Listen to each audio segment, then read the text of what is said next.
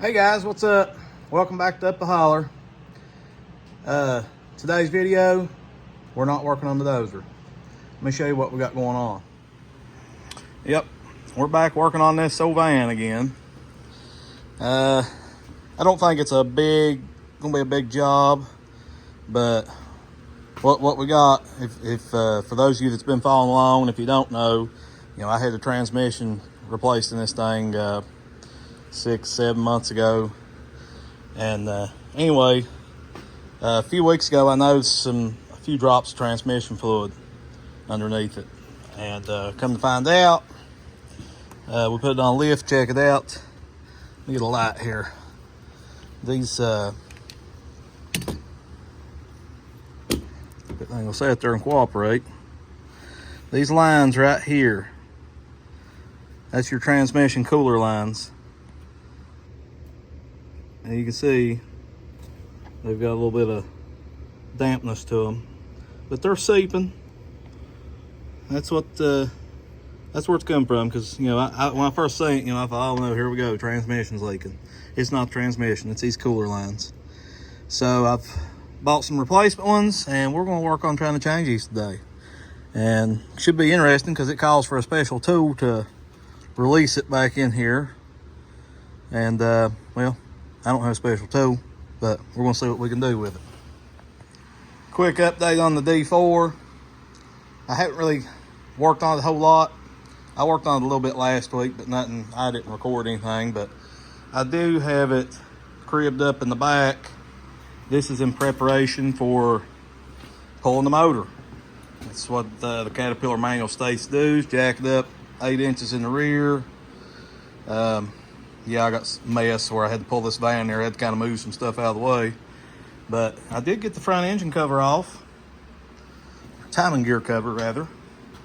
Everything looks pretty good in there, what I can tell of it. But yeah, hopefully get back on this thing here the next few days. It's just been really cold, and I haven't felt like coming out here and fooling with it. Okay. First thing is just starting trying to make some room. Pop this cover off here.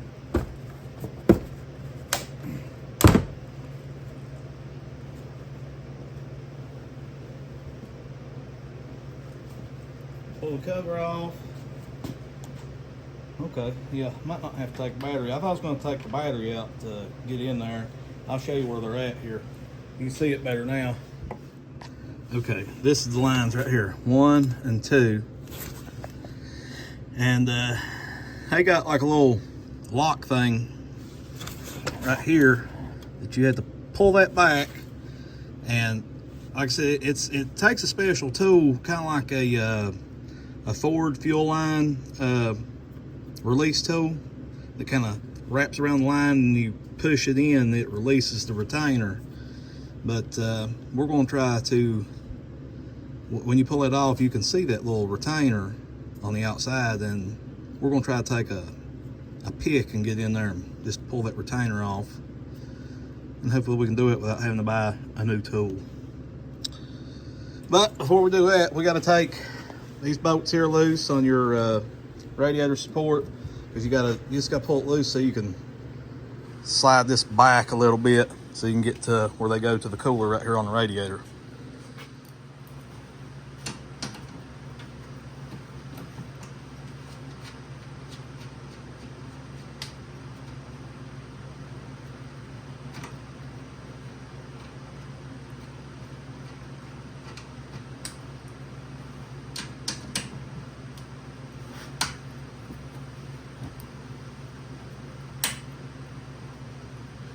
Yeah, I know.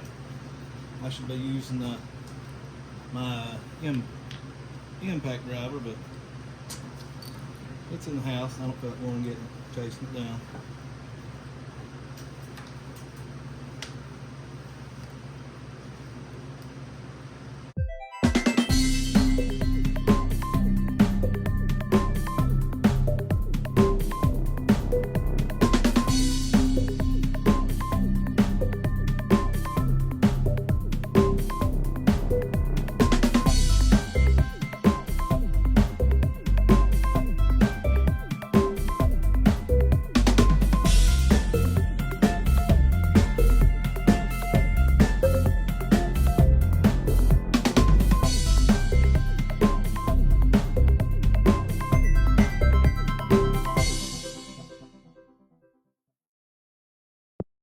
but I'll show you, this one right here for the grill, across the top.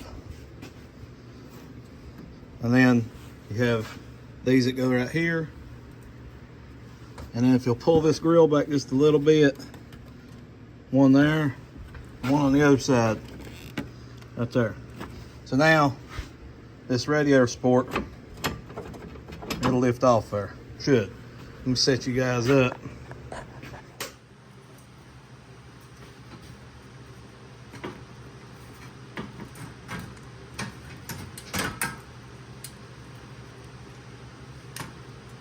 Okay, now you just kind of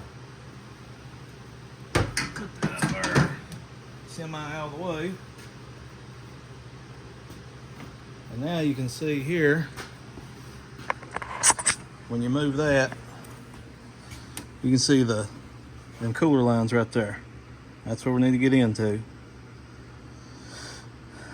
So I'll try to set you guys up where you can watch this and trying to get them apart. Okay, I'm just going to take a screwdriver, and it's like I said, this right here is just a little lock thing that goes down over the top of it. It looks like it's just going to, it'll just pry back off there.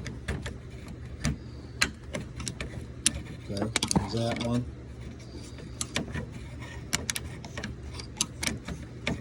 And then we got one on the bottom to do. But all of them is just use a screwdriver and just start there and pry it out. And then you can see, get my light lined out here, kind of hold it. If you'll look at that thing, you can see the hexed fitting, like where you would use a wrench to screw that portion of it in. Come over to the right, and you can see that, the retainer that we got to get out. And like I said, normally that would take a special tool that would go around the tubing that slides in there that expands that and releases it. And we're going to see if we can get that out with just a pick. Wish me luck. Okay, I'm going to try to show this. It's really hard to do. But I got it started right there. You can see I can get the end of my pick under it. So I'm going to go right down the bottom. I'll find it again. Find the other end of it. And kind of push it. Push it back. Maybe. Oh, there it is. It's loose. I gotta set this camera down before I drop it though, but you can see I just got that out there with the pick. There it is. That's all it is. So now with that out, we should be able to grab hold of that line and it'll just pull out. Same thing when we stick it in there, we just stick it, well, you can actually go ahead and put this on there and then you just shove the new line in, it'll automatically lock back in place. So I'll go ahead and try to get the bottom one, and then I'll catch back up with you guys when we're over in there. Got all four of them out, no problem. Now let's see what happens when we pull the lines. So, person should just be able to get a hold of it here. Kind of wiggle it. There's that one loose.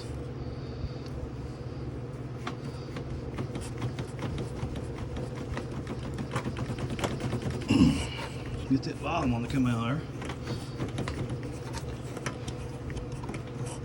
There's it. It's loose. Now, I'll just go ahead and tell you, if anybody's watching this, as a DIY thing like I do, so far, didn't lose any fluid. Might lose some down here on the low point. We'll see.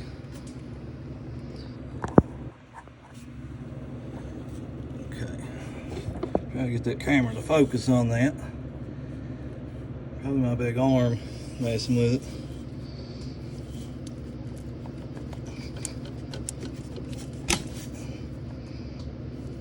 That one's loose.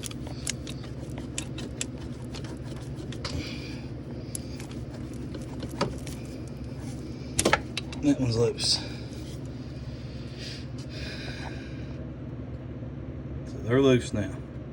Ready to pull it out and put the new ones in. Here's our new lines, fresh from Rock Auto, and these are a genuine Mopar. And there's your part number, everything for them.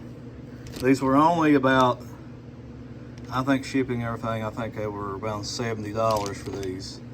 Now, the reason I'm doing this is because, you know, the guy that checked this for me, when he put, I took it to his transmission shop, and he put it on a lift, and we found this was what was wrong with it. To change these lines and stuff, he was going to do an update flash for the eco button. That's something else I can explain later. But anyway, it was going to be like that's over $300, $300 and some to do this and that flash. And I was like, you know what? That looks pretty simple. I believe I can just change them out myself. So I'm gonna have like $72 in this job doing it myself. These lines, I don't believe you can really get them backwards because of the way they're bent. So I got those sitting there draining out. But yeah, because you can just kind of tell. I mean, you can flex them, but the ones with the harder bend are the ones that go down on the transmission because they have to turn down to the transmission. So when you place it there like that, those turn down. You can see these kind of would be angled for the radiator. So yeah, I think it would be impossible to put them on backwards. Okay, got all four of my retainers back in. Those are a little tricky. Ain't too bad. You just gotta watch how they go on there, because that lip has 3 little holes that the protrusions in that retainer have to stick through, and you just have to line it up right when you push it on there. Took me a couple tries, but I've got all 4 of them in, and we're ready to try to stick the lines back on now. There they are, new lines put in, all hooked up. We'll start it up here a minute, make sure ain't no leaks or nothing. Then after this thing runs, it gets up to temperature, we'll check the fluid, make sure it's good. I'll let y'all in on a little secret on these transmissions that I learned. If you look, it's kind of hard to see. Put that light down in there. Down under this wiring harness, you kind of pull it back a little bit. Right there, that little plastic cap. That says for dealer use only. If you open that up, that's how you can check the transmission fluid. Now, you have to buy a dipstick that's specifically for doing that. But it's beyond me why they don't put transmission dipsticks on them anymore, but that's the tube, and that's where the dealer or repair shop, that's where they check it at. I don't know why Chrysler don't go ahead and just throw one in there, but yeah, that's how you can check it. Now, there's a video I seen a guy done on checking this transmission fluid by using the engine dipstick.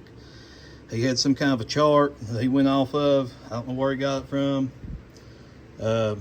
But it had to do with of course, the different temperatures of the transmission, and he just scribed the marks on the back side of the dipstick, the engine oil dipstick, and then he would just take it and stick it in there and check his transmission fluid. But yeah, that's about it for this one.